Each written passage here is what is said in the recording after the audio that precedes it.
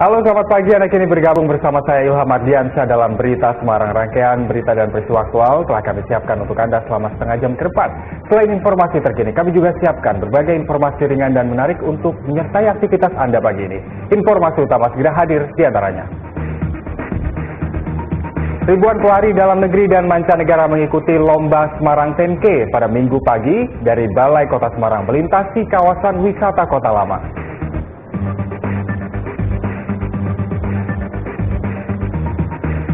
Komisi Pemilihan Umum KPU Grobogan menggelar evaluasi peran media massa dalam pemilu 2019 pada Minggu pagi.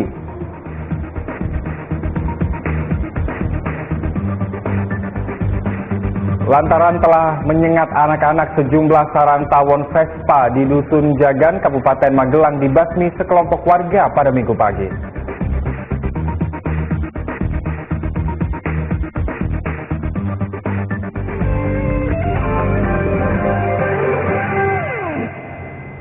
Kita awali informasi pagi ini, ribuan pelari dalam negeri dan mancanegara mengikuti Lomba Lari Semarang 10K pada Minggu pagi sejauh 10 km.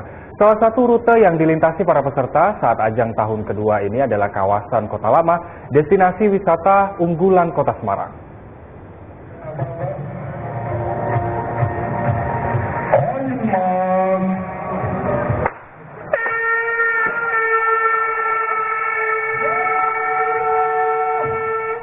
2.000 peserta dari dalam negeri dan mancanegara mengikuti Lomba Lari Semarang 10K dari Gedung Balai Kota sejauh 10 km pada Minggu pagi. Salah satu rute yang dilintasi para pelari saat ajang tahun kedua ini adalah kawasan Kota Lama, destinasi wisata unggulan Kota Semarang. Selain lebih mengenalkan Kota Semarang, adanya Semarang 10K ini berpotensi meningkatkan pendapatan daerah melalui sektor pariwisata. 70% adalah pelari dari luar Kota Semarang. Mas, ini dampaknya luar biasa. Apa itu? Pertama, Semarang tambah terkenal, terutama kalau ini berjalan baik dan sukses. Yang kedua, sekitar 1.400 orang ini butuh tempat untuk mereka menginap, tempat untuk makan, tempat untuk mereka kuliner, tempat untuk mereka membeli oleh-oleh. Sehingga dampak positifnya adalah sektor pariwisatanya meningkat dengan jumlah wisatawan dan juga perputaran uang juga akan kegiatan ini juga semakin besar di Kota Semarang. Lomba Lari Semarang 10K menjadi agenda rutin tahunan. Agus Hermanto melaporkan dari Kota Semarang. Pemerintah Kota Semarang gencar kampanye hidup sehat dengan membagikan ribuan paket sayur dan buah secara gratis kepada masyarakat pada Minggu pagi. Pembagian di area Car Free Day, Jalan Pahlawan Semarang, Jalan Pahlawan Kota Semarang ini diharapkan menjadi contoh bagi instansi daerah lain yang peduli terhadap pentingnya kesehatan masyarakat. Pembagian 2.900 ikat sayur dan buah kepada masyarakat di area Car Free Day pada Minggu pagi menjadi bagian dari implementasi gerakan hidup sehat yang digencarkan pemerintah Kota Semarang. Guna mewujudkan hidup yang lebih sehat, setiap warga diimbau memakan sayur dan buah. Diharapkan ini adalah menjadikan cambuk bagi RSPN KRSP Wongsonegoro untuk bisa menjadi lebih baik dan lebih hebat. Oke. Ini adalah bentuk kepedulian kami. Hospital Dekat Wall, termasuknya di antaranya adalah kegiatan mensehatkan masyarakat, yaitu dengan mengkampanyekan gerakan masyarakat hidup sehat dengan mengkonsumsi buah dan sayur. Pembagian paket buah dan sayur ini diharapkan menjadi contoh bagi instansi daerah lain yang mempedulikan pentingnya kesehatan masyarakat.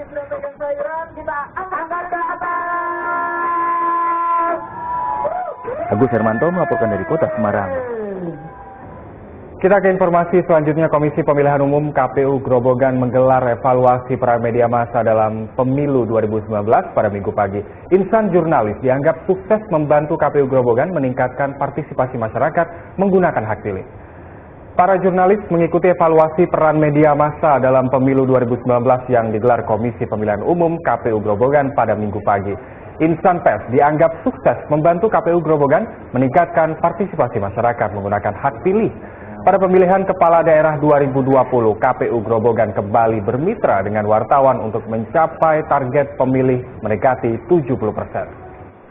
evaluasi peran media di dalam pemilu 2019. Alhamdulillah ya, jadi informasi dari kami pun sampai lancar ke masyarakat. Jadi beberapa hal-hal yang penting yang memang harus diinformasikan ke masyarakat, alhamdulillah tersalurkan juga tersampai di masyarakat. Target jadi kemarin untuk 5 tahun yang lalu sekitar 67,8. Mudah-mudahan nanti. Lantaran telah menyengat anak-anak, sejumlah sarang tawon Vespa di Dusun Jagan Kabupaten Magelang dibasmi sekelompok warga pada Minggu pagi. Di wilayah ini banyak ditemukan tawon Vespa bergelantungan pada pohon yang rindang. Berbekal bambu panjang, sekelompok warga Dusun Jagan Kabupaten Magelang pada Minggu pagi membasmi sarang tawon Vespa. Aksi pembersihan ini menyusul tersengatnya beberapa anak oleh tawon Vespa hingga harus dirujuk ke rumah sakit. Di wilayah ini banyak ditemukan tawon Vespa bergelantungan di pohon yang rindang. Kenapa Mas harus membasmi sarang tawon Vespa ini, Mas? Karena sangat meresahkan warga dan ini kan di atas jalan dan ini seringkali buat lalu lalang anak kecil dan kendaraan juga. Ada berapa tempat masih sudah Mas? Berapa titik? Di sini banyak sih, terutama ini yang paling rawan di atas jalan. Mas, harapan ke depan apa Mas untuk ya semoga aja udah nggak ada lagi kampung sini lah. Pernah ada kejadian di sini Mas menyengat warga itu? Mas? Udah, waktu itu ada anak yang manjat pohon dan tersengat juga. Satuan Binmas Polsek Purwodadi Kabupaten Grobogan mendatangi TK Bustanul Atfal Purwodadi. Kedatangan mereka untuk mendongeng yang diselipkan pesan ketertiban berkendara.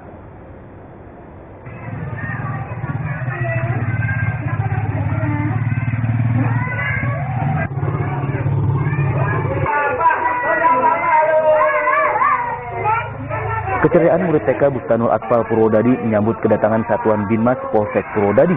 Mereka hadir untuk mendongeng yang diselipkan pesan ketertiban berkendara. Namanya Johor. Tahu namanya siapa? Polsek Purwodadi menggelar Polsana, yaitu Polsa Perdana. Mereka menggunakan sarana yaitu dengan membacakan buku dongeng. Kenapa dengan buku dongeng ini dilakukan oleh jajaran Polsek Purwodadi? Karena dengan dongeng anak-anak mudah tertarik dalam kita membacakan suatu cerita, dan di dalam cerita tersebut atau yang menggelar Polsana tersebut menyelipkan hiburan-hiburan terkait dengan tertib berlalu lintas dan hiburan-hiburan lainnya. Diharapkan dengan pembacaan dongeng dari Polsek Purwodadi ini, anak-anak mudah memahami. Menyampaikan pesan kepada anak-anak dinilai lebih efektif melalui dongeng. Harapannya saat dewasa nanti mereka dapat menjadi pelopor keselamatan lalu lintas. Arif Nur melaporkan dari Grobogan. Tim voli pelajar bertanding memperebutkan Piala Bupati Grobogan di Gor Bung Karno Purwodadi. Ajang ini rutin digelar setiap tahun untuk mencari bibit unggulan atlet voli.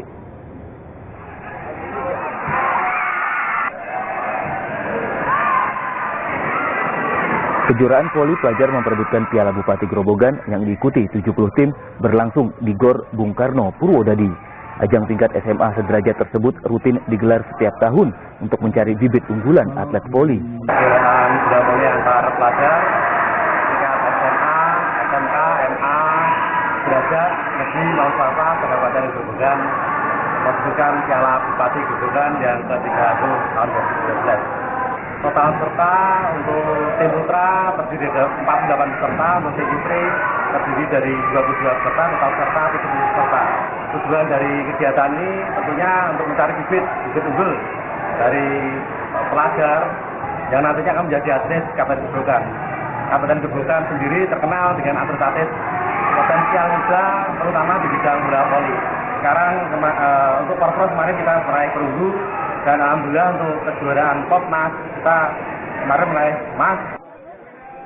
Juara satu tim putra yang menyabat Piala Bupati Grobogan adalah SMK Gajah Mada Purwodadi. Sedangkan juara satu tim putri disabet SMK Pembangunan Nasional Purwodadi. Arif Nur melaporkan dari Grobogan.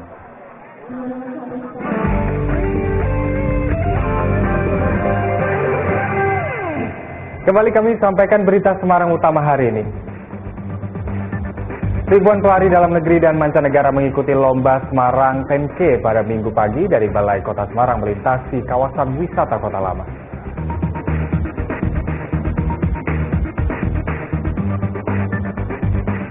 Komisi Pemilihan Umum KPU Grobogan evaluasi peran media massa dalam pemilu 2019 pada Minggu pagi.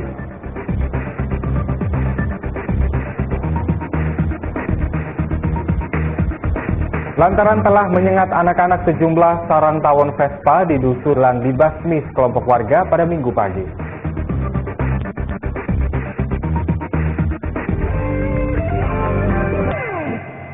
Peran jam dinding saat ini mulai tergantikan dengan adanya jam tangan ataupun handphone. Namun, jam dinding justru membawa berkah di Kebumen yang menekuni bisnis pembuatan jam dinding.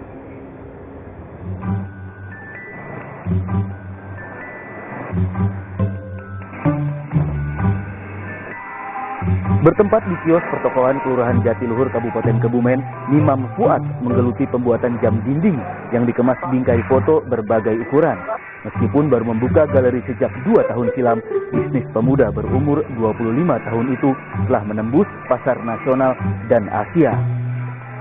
Awalnya itu dulu waktu saya nganggur. Jadi itu nganggur, bingung mau ngapain. Terus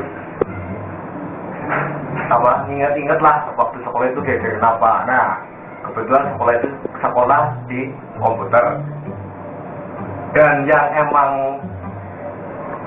saya suka itu desain grafis. Ya udahlah belajar tentang desain grafis. Ketemulah editing foto ini. Ya sekarang lah untuk pengiriman pemesanan itu orang paling jauh. Rata-rata jauh-jauh sih. Cuman emang pernah kita ngirim ke Arab Saudi pernah, ke Malaysia pernah, ke Singapura pernah. Yang sering kalau keluar itu ke Hongkong sama Korea, karena kita gabung di jual beli sana juga di Facebook ada yang di Hongkong. Untuk sekitar Indonesia sih paling sering Jawa Timur sering, Jawa Barat sering. Kalau luar Jawa seringnya ke Sumatera sama Kalimantan. Papua pernah sih. Harga yang ditawarkan Nimam Fuad untuk sebuah jam dinding antara Rp75.000 hingga Rp300.000, tergantung tipe serta kesulitan pembuatan. Pria lulusan sekolah menengah kejuruan ini hanya memerlukan waktu 1 jam sampai 2 jam dalam membuat sebuah jam dinding, mulai dari menentukan gambar, membentuk latar jam dinding, membuat bingkai, kemudian dinding. Wahyu Diono melaporkan dari Kebumen. Sebuah arca yang diduga peninggalan Hindu kuno ditemukan di area perkebunan Dusun Plandi, Kabupaten Magelang. Melalui penemuan arca ini, warga berharap pemerintah daerah menjadikan Dusun Plandi sebagai lokasi wisata sehingga meningkatkan perekonomian lokal.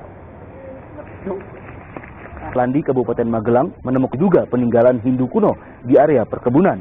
Arca setinggi 1 meter dengan panjang 120 cm tersebut kini dirawat warga setempat. Penemuan arca bermula saat bagian atas arca muncul di area perkebunan. Warga yang penasaran kemudian menggali sedalam 1 meter hingga terlihat jelas arca berbentuk manusia.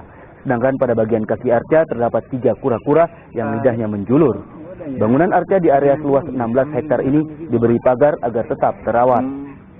Sebenarnya awalnya kelihatan sebagian saja berupa candi. Karena waktu itu masih digali supaya kelihatan seperti apa bentuknya, itu kemudian digali dan sampai sekarang bisa kelihatan seperti ini. Dengan ditemukannya arca, warga berharap pemerintah daerah menjadikan Dusun Plandi sebagai lokasi wisata sehingga meningkatkan perekonomian lokal. Hingga kini, warisan sejarah tersebut dalam pengawasan Dinas Purbakala, Jawa Tengah.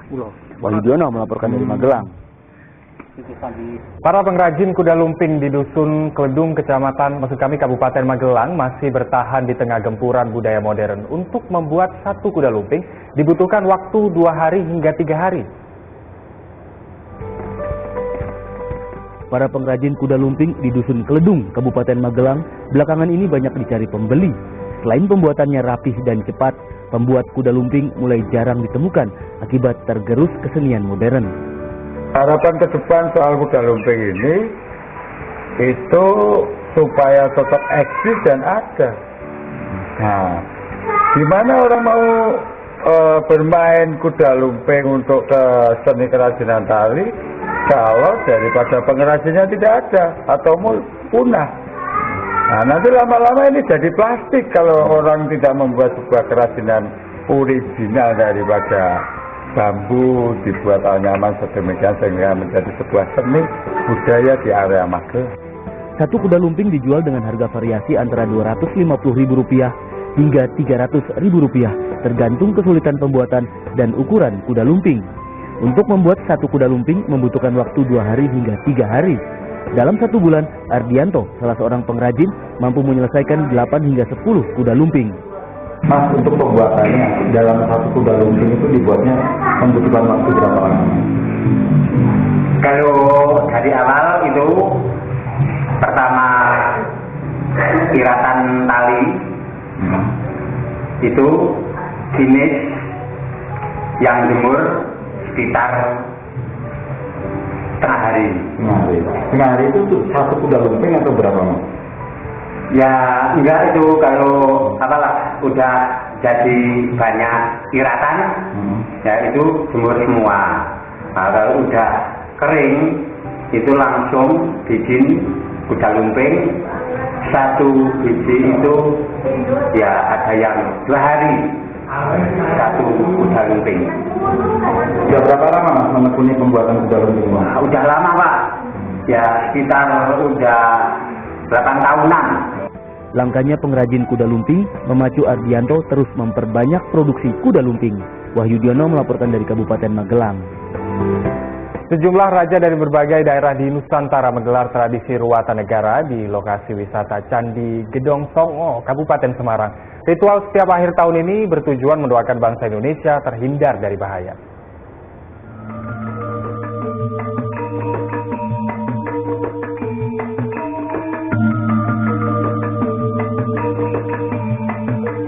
Kirap dari pintu masuk objek wisata Candi Gedong Songo, Bandungan, Kabupaten Semarang, rombongan perwakilan kerajaan dari berbagai daerah di Nusantara memulai tradisi ruatan negara menuju candi pertama.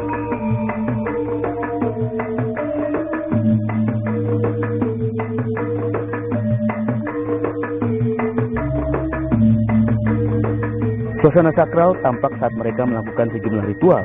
Tradisi ruatan negara setiap akhir tahun ini bertujuan mendoakan bangsa Indonesia terhindar dari bahaya. Jadi harapannya tentunya dengan prosesi ini ditegakkanlah paugeran atau nilai-nilai luhur yang menjadi pedoman itu bersama, utamanya para penyelenggara negara dan diikuti oleh para rakyatnya.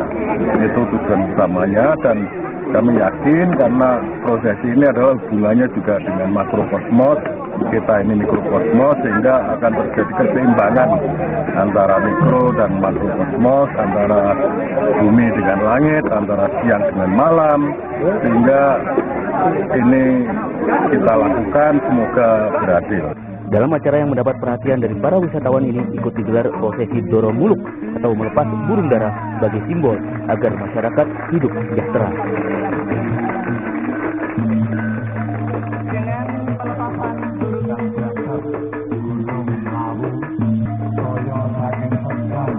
Dilianto melaporkan dari Kabupaten Semarang. Informasi tadi mengakhiri jumpa kita pagi ini. Atas nama rekan yang bertugas, saya Ilham Ardiansyah. Terima kasih atas kebersamaan Anda. Selamat beraktivitas. Sampai jumpa.